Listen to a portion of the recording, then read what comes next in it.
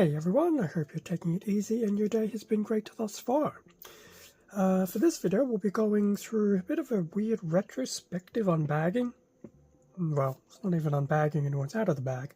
Of the first issue of Imperium for Warhammer 40,000. And this was a monthly, I believe it was monthly, subscription magazine that, if I remember correctly, I think for me being in Australia, I think this started about mid-2022. As for Warhammer 40,000, it's obviously from Games Workshop, but in terms of the actual magazine, I think it was distributed by, I think, partworks. Anyway, yeah, so retrospective in the sense that this has pretty much been and gone. This particular subscription is finished, and I think the new monthly subscription of Combat Squad has kicked off.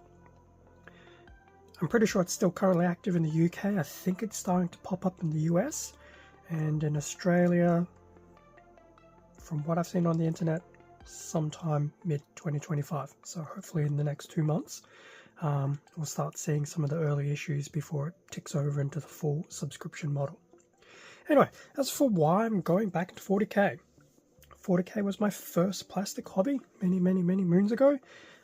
Dropped out of it for various reasons, but starting to get back into it purely because I actually work at a place where there actually are some other people who engage in 40k, and they're actually starting to do basically a first Friday of every month gaming session. So it has sparked some renewed interest, and obviously because I picked this up back in the day but didn't really delve into it, the intent was there, I thought now's a good time to do it, especially given now that I know what the subscription actually ended up giving you as time goes on.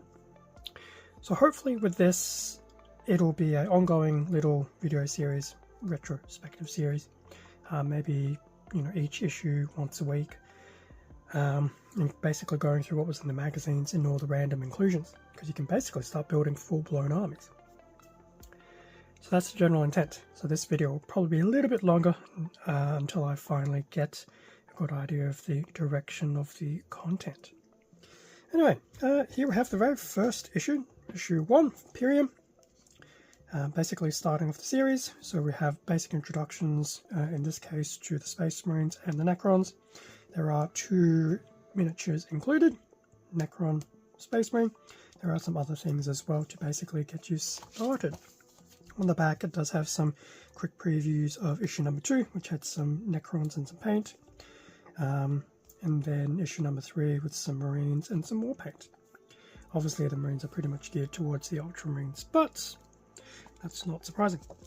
So, front to back, definitely looks very interesting. Obviously, some of these things are going to be riddled with all the promotional material, as one expects. Now, given that this had the pound on it, this obviously would have been applicable to the UK. I don't know if this ended up happening here for me, these particular premium ones, time will tell. But yes, obviously, these little bits of information will be riddled throughout. Okay, so in terms of the issue, so there's obviously some basic information of what's to be expected.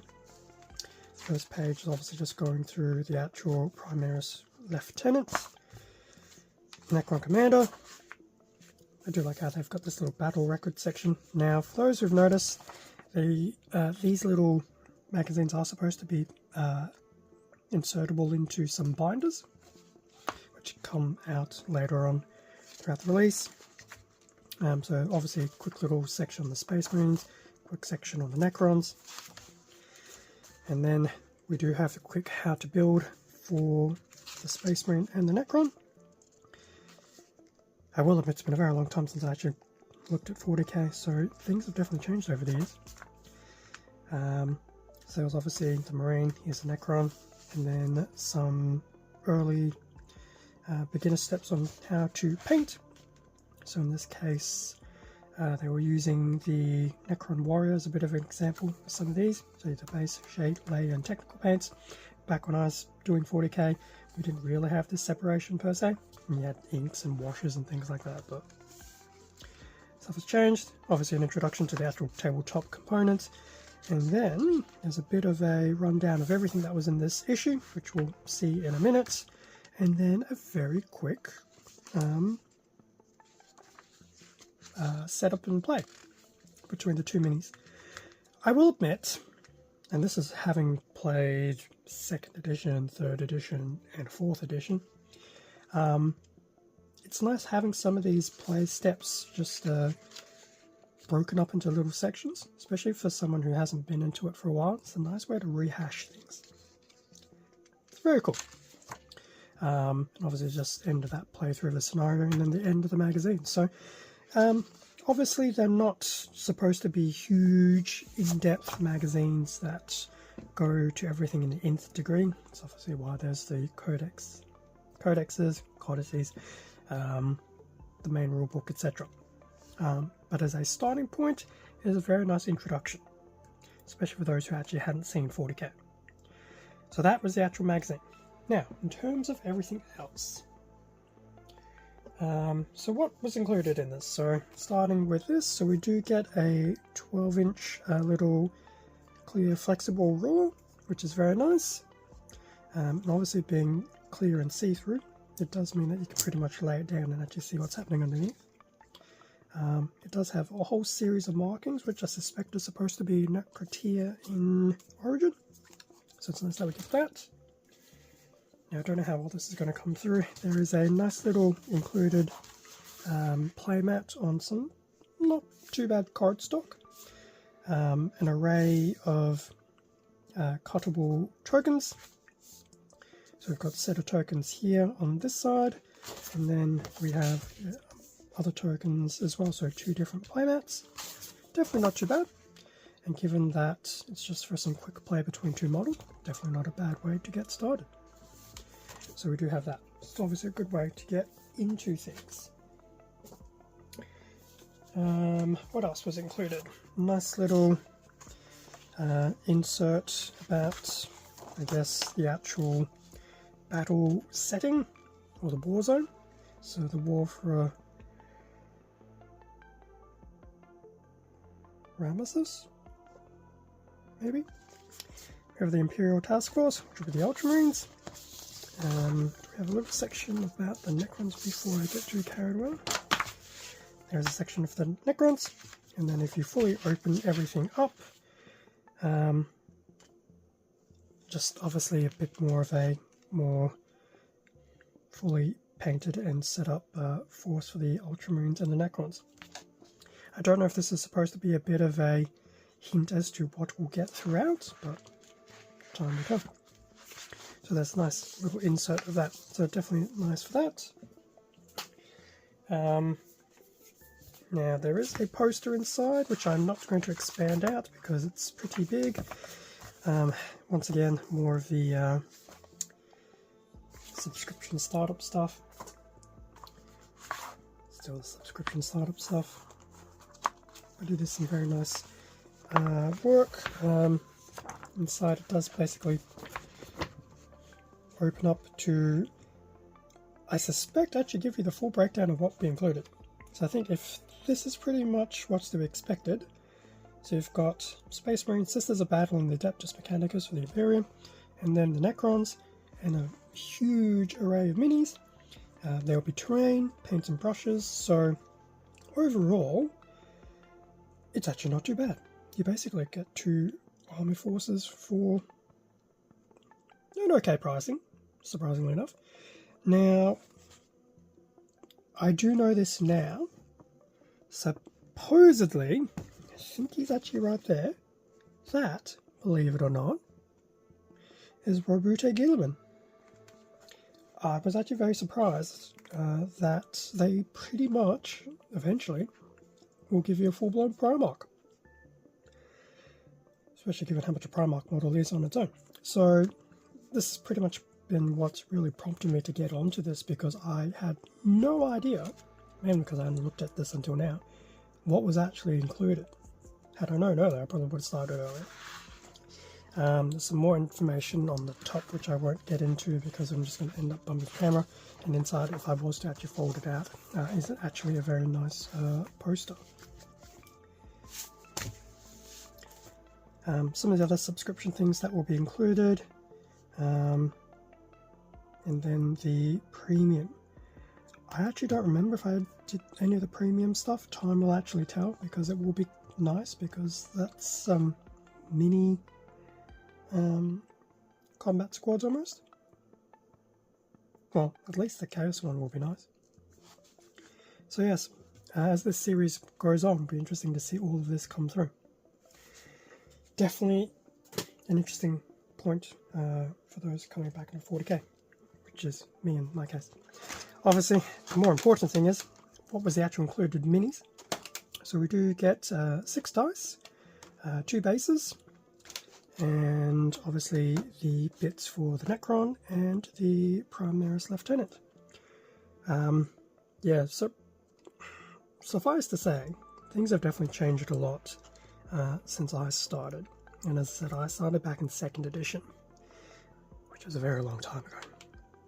Detailing has come a long way in the fact that everything's plastic now. There was a point in time where everything was pewter, and I still have a lot of my pewter models. Terminators were the rage back in the day. So that's the minis to get you started with issue 1. Okay, so that's pretty much a nice little contents review of the first issue of Imperium. I'm definitely looking forward to seeing how this progressively evolves and expands over time. Obviously it means we're going to have at least 2 types of armies, a Necron one and a predominantly Space Marine one.